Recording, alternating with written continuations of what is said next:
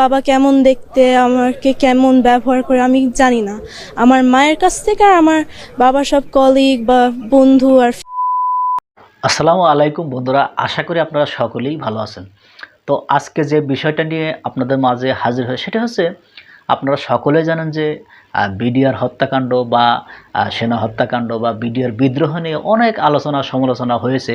তো সেই বিষয়টাকে বর্তমান সামনে আসছে বা সেটির বিচার আচার হবে সামনে, পুনর্তদন্ত করা হচ্ছে, সেটি সামনে হয়তো জাতি জানতে পারবে। তো এই বিষয়টা নিয়ে একজন সেনা সদস্যের স্ত্রী তিনি কিছু কথা বলেছেন।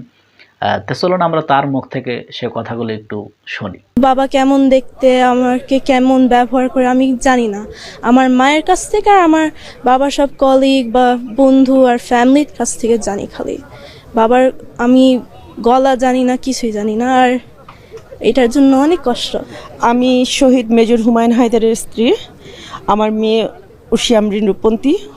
যখন আমার হাজব্যান্ড মারা যায় তার 4 মাস আগেও হয়েছে, আর আমার হাজব্যান্ড মারা যাওয়ার 4 মাস 14 দিন পরে আমার ছেলে মারা গিয়েছে, একমাত্র ছেলে। তখন তার বয়স ছিল 11 বছর। আমি আমার ছেলের কবরও জিয়ারত করলাম। আমি এখানে আসলে সবসময় আগে আমার ছেলের কবরে যাই। যখনই দুর্ঘটনা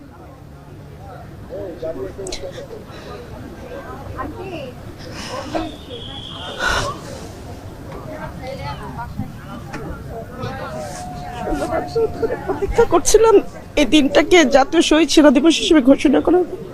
আলহামদুলিল্লাহ এটা হয়েছে। আমরা এখন এই ঘটনার নেপথ্যে কে ছিল, কে এই ঘটনার নেপথ্যে এবং কার পরিকল্পনা এটা হলো, এটা জানতে চাই। এবং যারা দোষী, যারা এই হত্যাযজ্ঞের সাথে জড়িত ছিল, সবার ফাঁসি দাবি করছি। এটাই আমাদের শেষ চাওয়া এখন, এবং যত তাড়াতাড়ি সম্ভব বিচারটা যেন হয়, এটাই এখন আমাদের একমাত্র দাবি, আর কিছুই চাই না। ডক্টর শহীদ মেজর হুমায়ুন হায়দার, এখন হয়েছে আমাদের শহীদ সেনা দিবস ঘোষণা করা হয়েছে। এখন আমরা সবাই বিচার চাই, আর সঠিক বিচার, এটাই খালি। এর নেপথ্যে কে আছে সেটা যেন হ্যাঁ, আর উঠে আসে তদন্ত কমিশনের রিপোর্টের মাধ্যমে। কোনো স্মৃতি মনে আছে? না, আমি কখন হয়েছে আমার বাবা মারা যায় তখন আমি 4 মাস। তো এখন আমি হয়েছে কত, 16 বছর হয়ে গেছে। মানে আপনি আপনার বাবার যে আদর স্নেহ, না, আমি কিছুই পাইনি। এটা একটু জানিয়েছে ছোট্ট করে, জানিয়ে কষ্ট। বাবা কি জিনিস, বাবার আকার কেমন, বল, কিছুই জানে না মানে। আমার বাবার আমি জীবনও পাইনি কোনো আদর, মানে পাইছি কিন্তু আমার যে মনে থাকবে, আমি যে জানবো বাবা কেমন দেখতে, আমাকে কেমন ব্যবহার করে আমি জানি না। আমার মায়ের কাছ থেকে আর আমার বাবার সব কলিগ বা বন্ধু আর ফ্যামিলির কাছ থেকে জানি। খালি বাবার আমি গলা জানি না, কিছুই জানি না, আর এটার জন্য অনেক কষ্ট। আপনার নাম? রূপন্তী ও উর্শিয়া আমরিন, ভালো নাম উর্শিয়া আমরিন। আমাদের চাওয়া তো একটাই, জাতীয় শহীদ সেনা দিবস এটা ছিল, এটা আল্লাহর রহমতে এটা আমাদের গ্রেজেট আকারে পাশ করেছে, আলহামদুলিল্লাহ। কিন্তু এখন চাচ্ছি যে বিচারটা জানি সঠিক ওয়েতে হয়, এর পিছনে যে ইন্ধনদাতা আছে তারা জানি বের হয়ে আসে, আমরা এটা চাচ্ছি।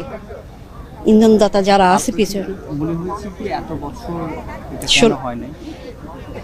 এটা তো আপনারাও জানেন, ফেসিস সরকারের সঙ্গে জড়িত ছিল, এটা তো আপনারাও জানেন, আমরাও জানি, কিন্তু আমরা বলতে পারি নাই 16 বছর। এখন যেভাবে আপনি জিজ্ঞাসা করলেন আমি উত্তরটা বলে দিতে পারতেছি। আমার এখন ভয় নাই, এখন আমি আলোর মুখ দেখতেছি, এখন আমার ভয় নাই, আর বিচারটাও ইনশাল্লাহ হবে।